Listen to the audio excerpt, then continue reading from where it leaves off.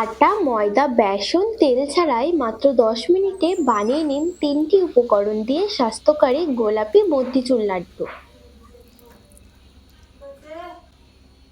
একটা পাত্রে নিয়ে নেব 1 কাপ ছোট সাবুদানা। এবার জল দিয়ে ভালোভাবে ধুয়ে নেব।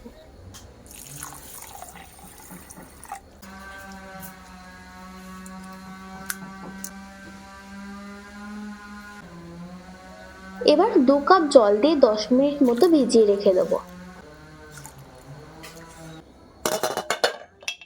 10 মিনিট পর এক্সট্রা জলটা ফেলে দেবো আর সাবুদানাগুলো ছাঁকনির মধ্যে রেখে দেব 5 মিনিট মতো, যাতে সাবুতে থাকা জল সব ঝরে যায় এবং সাবুগুলো ঝরঝরে হয়ে যায়।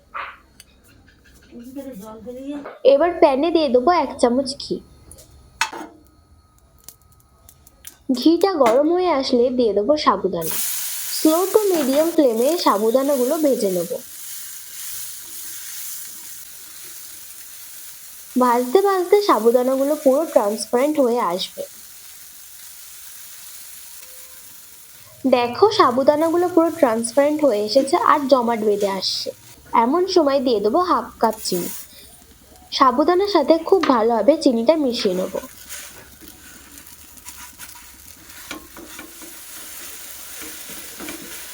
ধীরে ধীরে চিনি গলতে শুরু করবে। এই সময় গ্যাসের ফ্লেম স্লো টু মিডিয়ামেই রাখবে।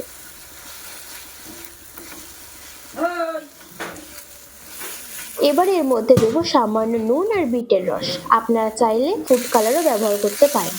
খুব ভালোভাবে মিশিয়ে নেব। সাবুদানার মধ্যে পাক না আসা অবধি অটোমেটিক নেড়ে যেতে হবে। যখন দেখবে সাবুদানা এরকম পুরো জমাট বেঁধে গেছে তখন নামিয়ে নেব। এবার খুন্তির সাহায্যে এরকম ভাবে নেড়েচেড়ে হালকা ঠান্ডা করে নেব। পুরোপুরি ঠান্ডা করলে কিন্তু হবে না, হালকা তাপ সহ্য করেই লাড্ডু বানাতে হবে।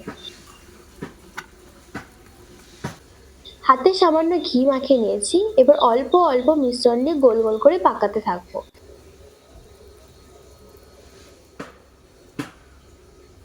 দেখো কি সুন্দর গোল হয়েছে। এরকম ভাবে সবকটা লাড্ডু বানিয়ে নেব। লাড্ডু বানাতে বানাতে একসময় হাত চিটচিট হয়ে আসবে, তখন হাতে সামান্য জল দিয়ে আবার লাড্ডু পাকাতে থাকবে। আমার সবকটা লাড্ডু তৈরি হয়ে গেছে। দেখো লাড্ডুগুলো কত সুন্দর দেখতে হয়েছে আর কতটা সফট হয়েছে। আমার প্রিয় বন্ধুরা, এই স্বাস্থ্যকরী গোলাপি লাড্ডুর রেসিপি কেমন লেগেছে সেটা অবশ্যই কমেন্ট করে জানাবেন। ভিডিওটি ভালো লেগে থাকলে আমার চ্যানেলটি সাবস্ক্রাইব করে ভিডিওটি লাইক করে দেবেন।